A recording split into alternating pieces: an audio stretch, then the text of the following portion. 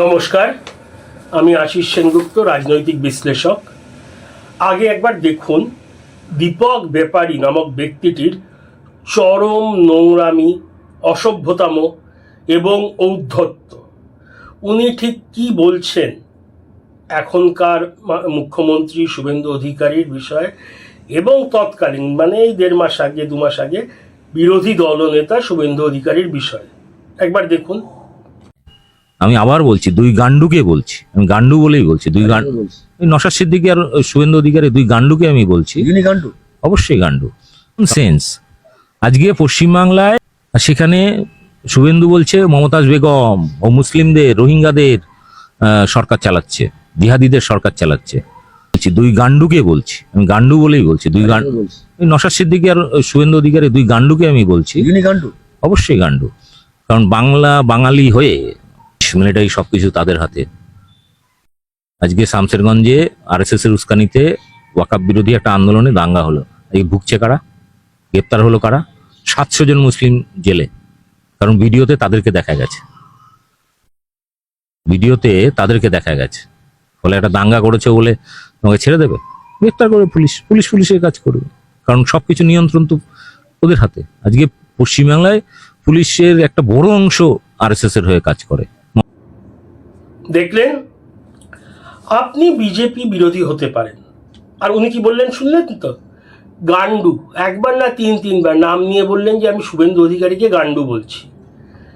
আপনি বিজেপি বিরোধী হতেই পারেন, আপনার বঙ্গ বিজেপিকে পছন্দ না হতে পারে, আপনার রাজনীতি অন্য ধারার হতে পারে, মতাদর্শ ভিন্ন হতে পারে, বিজেপির মতাদর্শ অপছন্দ হতে পারে, ব্যক্তি শুভেন্দু অধিকারীকে আপনার পছন্দ না হতে পারে, ওনার রাজনৈতিক মতাদর্শ পছন্দ না হতে পারে। আপনি 1000 বার, এমনকি রোজ দিনে 10 বারও ওনার বিরোধিতা করতে পারেন। এটাই গণতন্ত্র, মত প্রকাশের স্বাধীনতা। যেই স্বাধীনতা মত প্রকাশের, যেই গণতন্ত্র তৃণমূল আমলে লাটে উঠেছিল। বিরোধিতা করলেই পুলিশ দিয়ে টর্চার, নয়তো গুন্ডারা এসে চড়াও হতো তৃণমূলের। কিন্তু এই বিরোধিতা, এই ভিন্ন রাজনৈতিক মতাদর্শ সব কিছুই হওয়া উচিত গণতান্ত্রিক পরিকাঠামোর মধ্যে, আমাদের সংবিধান মেনে, আইন মেনে, পুলিশের নিয়ম মেনে, শালীনতা শিষ্টাচার বজায় রেখে। আপনি করুন না বিরোধিতা, ওনাকে নিন্দা করুন, ওনার কোনো বক্তব্য, ওনার কোনো কাজ জনসমক্ষে তুলে ধরতে চান, করুন। পুরো ভারতে এটা অ্যালাউড। যে কোনো সিভিল ডেমোক্রেটিক দেশে এটাই নর্মাল। শক্ত বিরোধী, স্ট্রং অপোজিশন না থাকলে গণতন্ত্র দুর্বল হয়ে যায়। কিন্তু গান্ডু বলে অসভ্যতামি করা, এই চরম দুঃসাহস, এই নির্লজ্জতা, এই ঔদ্ধত্য কোথা থেকে আসে? ঠিক আছে, মানলাম তখন উনি সিএম ছিলেন না, বিরোধী দলের নেতা ছিলেন, বিরোধী দলনেতা। এবং এক বিরোধী দলনেতার স্টেটাস বা মর্যাদা যে কোনো মিনিস্টারের, মন্ত্রীর সমান, ঠিক মুখ্যমন্ত্রীর নিচেই। ধরে নিলাম উনি বিরোধী দলনেতা ছিলেন না, ধরে নিলাম উনি বিধায়কও ছিলেন না। কে অধিকার দিয়েছে কাউকে এইভাবে অপমান করার, নোংরামি করার, গালাগাল দেওয়ার? আমার প্রশ্ন, এর তো কোনো প্রমাণ নেই। যদি সেই সময়কার শাসক দলের মদত না থেকে থাকতো, এই কনফিডেন্স, এইরকম নোংরামি করার কনফিডেন্স, এই ঔদ্ধত্য, এই অসভ্যতাম দেখাবার সাহস কোথা থেকে আসতো দীপক ব্যাপারীর?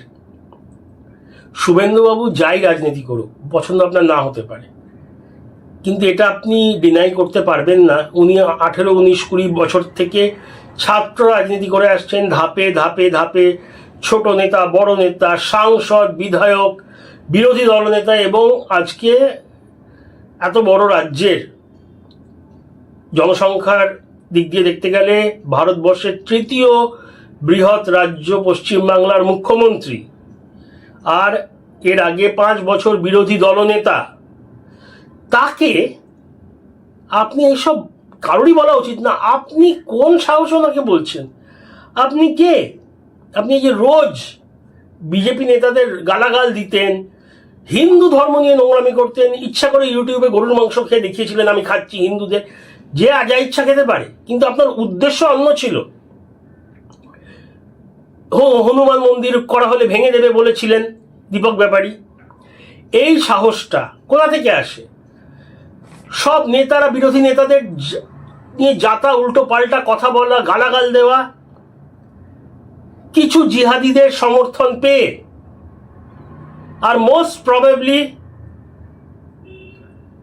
তৎকালীন শাসক দলের সমর্থন পেয়ে যা ইচ্ছা করে গেছেন, ধরাকে সরা জ্ঞান করেছেন। আপনি কি করেছেন? এইসব করে উল্টো পাল্টা নোংরামি করে কয়েক লাখ সাবস্ক্রাইবার নিয়ে একজন ইউটিউবার।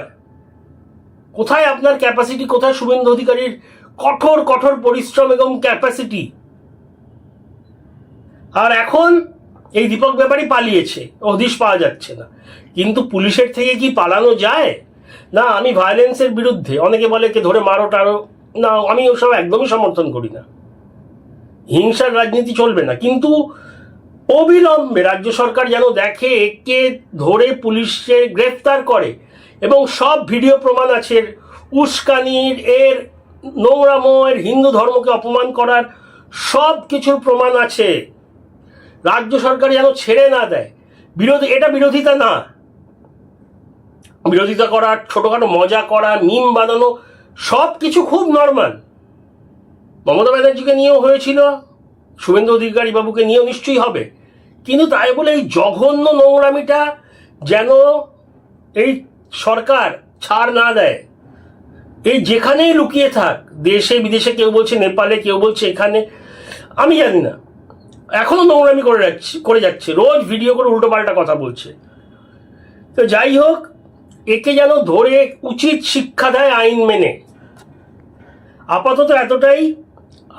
আপনাদের মতামত জানাবেন, এবং যদি প্রতিবেদন ভালো লাগে প্লিজ সাবস্ক্রাইব করবেন। অনেক অনেক ধন্যবাদ। জয় হিন্দ, বন্দে মাতরম।